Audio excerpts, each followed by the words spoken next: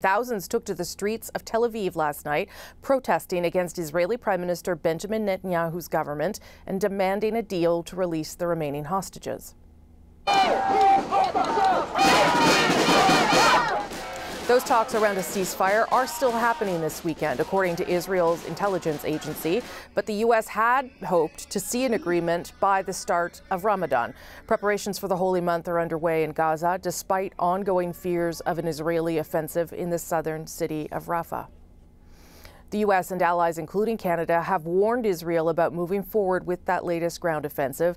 And now, 5 months into this war, President Biden is being more open about his frustration with Netanyahu.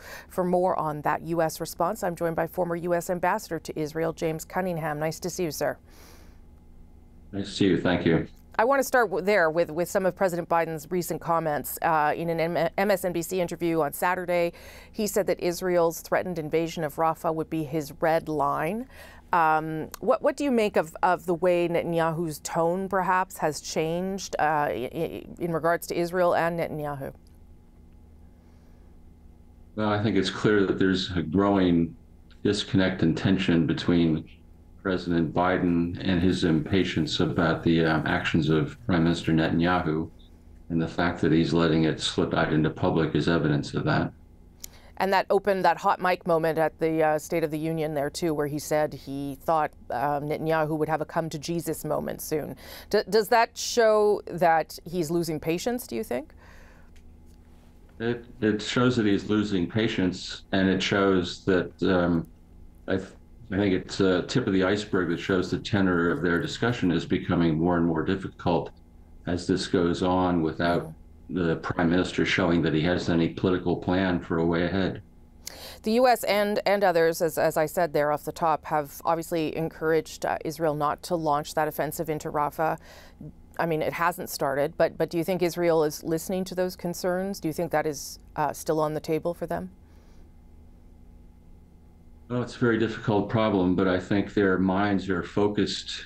I hope their minds are finally focused on the fact that the incursion into Rafah is not a solution. And however Rafah is handled, it needs to be part of a means to a solution, to an outcome. And of course, there's also the question of the remaining hostages. Yeah. And the deep desire on the part of the Israelis, the Israeli public, and publics around the world to see the hostages released. So it's a very complicated decision they have to make. Well, we've been hearing about the possibility of a deal for weeks and weeks, it seems. Obviously, the idea that sides are still talking is encouraging. But what do you think the difficulty is here in terms of reaching something that is acceptable to both sides? Well, it's a heartbreaking situation. The fact is that once the hostages are released, Hamas loses a valuable tool of leverage in their discussions with Israel and in the way ahead.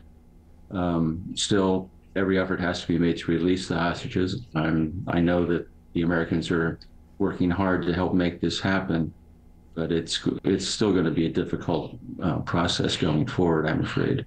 The U.S. Current ambassador, the guy who had your job, who has your job now, Jack Lew, said on Thursday that if a deal is not reached, it won't be possible to realize the broader U.S. strategy. That, of course, means a peace deal, particularly normalization of relations between Israel and Saudi Arabia.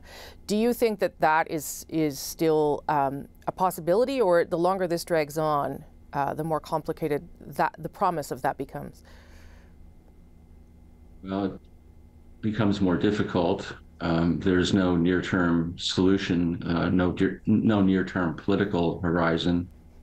But the goal has to be to look into the future and to see how a political path can be created going forward that leads to an outcome that we want to see and that Israelis should want to see. Mm-hmm. And I'm afraid that, the way that Prime Minister Netanyahu is handling this is making that more difficult rather than more possible.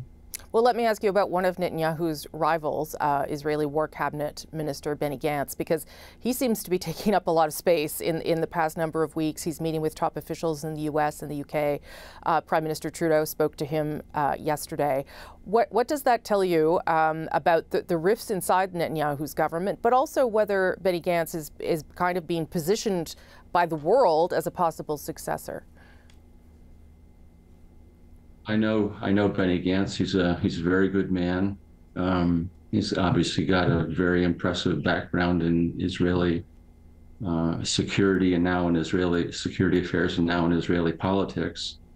I don't know whether he will be Prime Minister Netanyahu's successor or not, but he's a moderate, serious, and intelligent voice in dealing with this kind of crisis. And I think the fact that he's getting a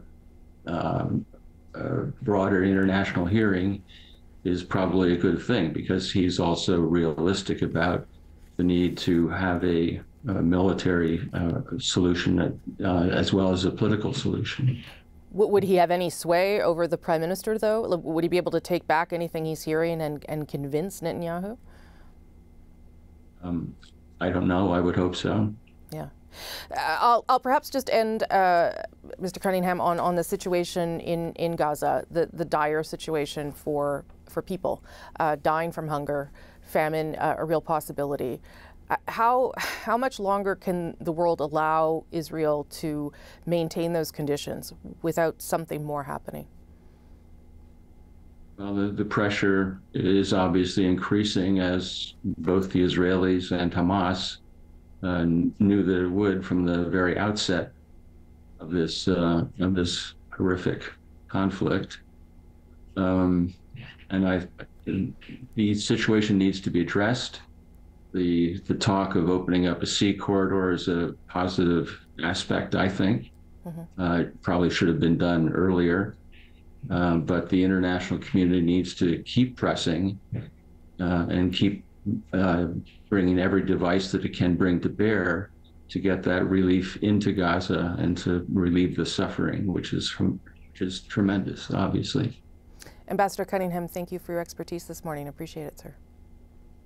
Thank you. Good to talk to you.